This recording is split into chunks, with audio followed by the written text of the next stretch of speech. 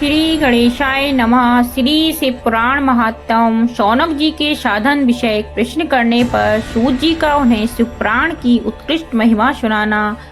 श्री शौनक जी ने पूछा, महाज्ञानी सूत जी, आप संपूर्ण सिद्धांतों के ज्ञाता हैं।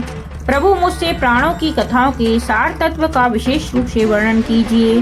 ज्ञान और वैराग सहित भक्ति से प्राप्त होने वाले विवेक की वृद्धि कैसे होती है तथा साधु पुरुष किस प्रकार अपने काम, क्रोध आदि मानसिक विकारों का निवारण करते हैं। इस घोर कलिकाल में जीव प्राय असुर स्वभाव के हो गए हैं। उस जीव समुदाय को शुद्ध दैवी संपत्ति से युक्त बनाने के लिए सर्वश्रेष्ठ उपाय क्या है? आप इस समय मुझे ऐसा कोई शाश्वत साधन बताइए जो कल्याणकारी वस्तुओं में भी सबसे उत्कृष्ट एवं परम मंगलकारी हो तथा पवित्र करने वाले उपायों में भी सर्वोत्तम पवित्र कारक उपाय हो, ताकि यह साधन ऐसा हो जिसके अनुष्ठान से शीघ्र ही अंतःकरण की विशेष शुद्धि हो जाए तथा उससे निर्मल चित्त वाले पुरुष को सदा के लिए शिव की प्राप्ति हो जाए।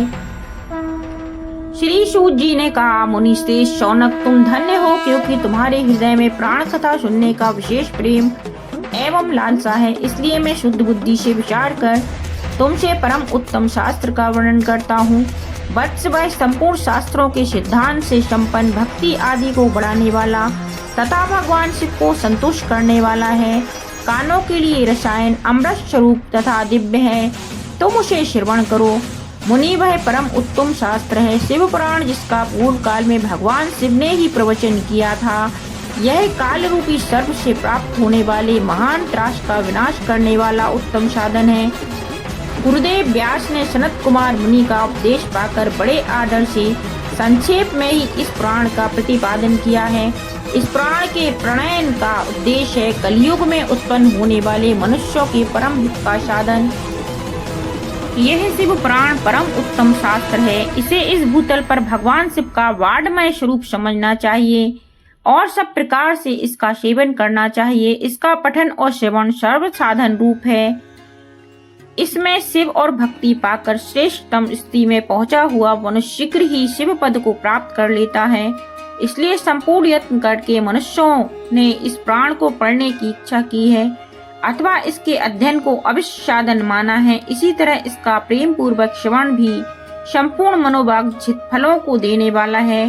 भगवान शिव के इस प्राण को सुनने से मनुष्य सब पापों से मुक्त हो जाता है तथा इस जीवन में बड़े बड़े उत्कृष्ट भोगों का उपभोग करके अंत में शिवलोक को प्राप्त कर लेता है। यह शिव पुराण नामक ग्रंथ 24,000 श्लोकों से युक्त है। इसकी 7 संहिताएं हैं। मनुष्य को चाहिए कि वह भक्ति, ज्ञान और वैराग से संपन्न हो, बड़े आदर हो से उसका श्रवण करे। 7 संहिताओं से युक्त यह दिव्य शिव पुराण परब्रह्म परमात्मा के समान विराजमान है और सबसे उत्कृष्ट गति प्रदान करने वाला है। जो निरंतर अनुसंधान पूर्वक इस शिव पुराण को वांचता है अथवा नित्य प्रेम पूर्वक इसका पाठ मात्र करता है, वह पुण्यात्मा है, इसमें संशय नहीं है। जो उत्तम बुद्धि वाला पुरुष अंत काल में भक्ति पूर्वक इस पुराण को सुनता है, उस पर अत्यंत प्रसन्न हुए भगवान महेश्वर उसे अपना पद धाम प्रदान करते हैं। जो प्रतिदिन आदर पूर्वक शिव पुराण का पूजन करता है, वह संसार में संपूर्ण भोगों को भोग कर अंत में भगवान शिव के पद को प्राप्त कर लेता है। जो प्रतिदिन आलस्य रहित हो रेशमी वस्त्र आदि के वेष्टन से इस शिव महापुराण का सत्कार करता है, वह सदा सुखी होता है। यह शिव पुराण निर्मल तथा भगवान शिव का सर्वस्व है।